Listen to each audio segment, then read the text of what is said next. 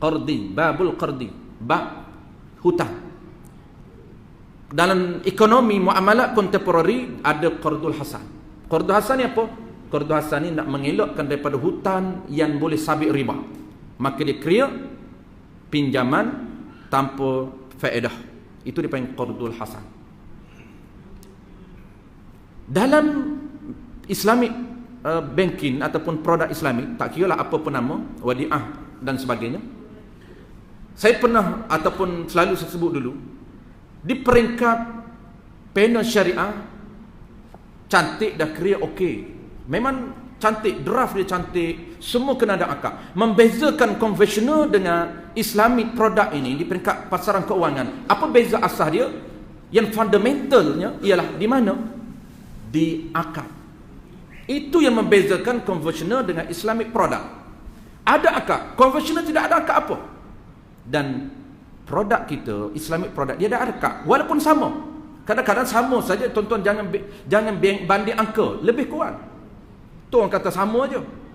Tak ada beza pun, bukan rendah. Kalau pilih takaful Islam pun bukan rendah. Sama saja.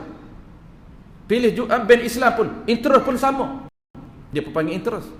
Sama. Yang tak sama ialah akad. Sebab itu kalau tuan-tuan parti bank Islam dan bank-bank lain yang ada panel syariah, dia tidak mengeluarkan, dia tidak menawarkan kepada customer pinjaman hutang, tidak ada. Ataupun kita pinjaman lah, pinjaman secara Islami, tidak ada. Tidak ada hutang secara Islami, tidak ada. Yang dia buat apa? Dia buat skim pembiayaan. Maka skim pembiayaan keuangan ini, dia akan create satu akad. Antara yang digunakan popular ialah ada dua. Popular yang pertama ialah akad jual beli.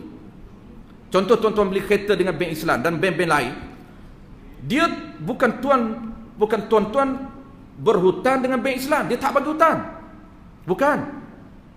Bank Islam ataupun bank-bank lain, dia akan beli kereta secara cash dengan syarikat, dan kereta itu dia akan jual kepada tuan-tuan. Dia tidak hutang, dia tidak akan bagi kepada kita hutang. Dia bagi atas akad apa? Akad jual. Kalau kita jual beli secara ansuran, dia panggil jual beli hutang. Kalau cash tuan-tuan bayar 100k, kalau jual beli secara hutang, tuan-tuan akan bayar total selama 7 tahun 150. Tidak riba, kerana bukan akad hutang. Kita bukan pinjam dengan bank hutang, tidak. Tetapi bank jual kepada kita kereta itu secara hutang selama 7 tahun 150,000. 50,000 itu dinamakan skim pembiayaan yang ditawarkan oleh bank Islam untuk mengambil keuntungan secara halal. Karena keuntungan tidak dibenarkan oleh Nabi, diambil secara akad qardi. Karena akad hutang adalah akad tabarruk, bukan akad yang berorientasikan benefit. Haram sama sekali kita mengambil keuntungan daripada hutang. Tak boleh, Nabi tak benarkan. Tetapi ada akad yang berorientasikan keuntungan.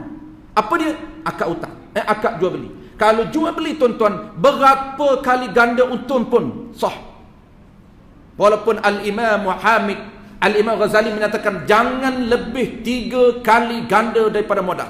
Itu untuk mencapai target berkat. Nak berkat jangan lipat banyak sangat.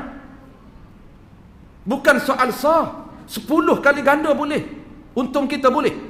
Kenapa? Kerana akad jual beli dibenarkan oleh Allah Ta'ala untuk mengambil keuntungan. Dia panggil akad untuk mengambil benefit, akad manfaat. Tetapi akad hutang dia panggil akad tabarruk, akad untuk melakukan kebaikan dan kebajikan di sisi Allah Ta'ala, semata-mata nak pahala, nak bantu dia nak hutang, kita bagi hutang, tidak disyaratkan bayar lebih. Tuan-tuan jangan kata samalah Islamic Bank pun, aku beli 7 tahun kena bayar 150 juga. Apa bezanya? Dia tak tahu beza. Kenapa? Peringkat panel syariah cantik gubal. Disampai di bawah ke customer ni tuan-tuan, tak ada akad. Ada seorang kawan saya di panel syariah bank negara, dan dia juga panel syariah bank Islam. Dia kata kami susah payah duk create akad ni. Lah sekali official, kadang-kadang pegawai bank ni, dia kata dia berurusan dengan customer, tak bentan pun apa yang kami bentan. Amai saing je dia kata. Sebab tu tuan-tuan tanya orang beli kereta pun, akad apa? Akad beli. Akad jual beli. Akad ke tak? Doa main saing je dia kata. Islami. Islam yang penting Islami. Tu je dia. Wallahu a'lam. Bukan yang penting ada panel syariah, tuan-tuan. Kita panel syariah untuk diri kita. Kita kena cari ilmu juga. Awal hari ni mudah. Nak pergi bank ada panel syariah. Panel syariah ada. Kita buat tak kena juga. Yang penting praktikal kita.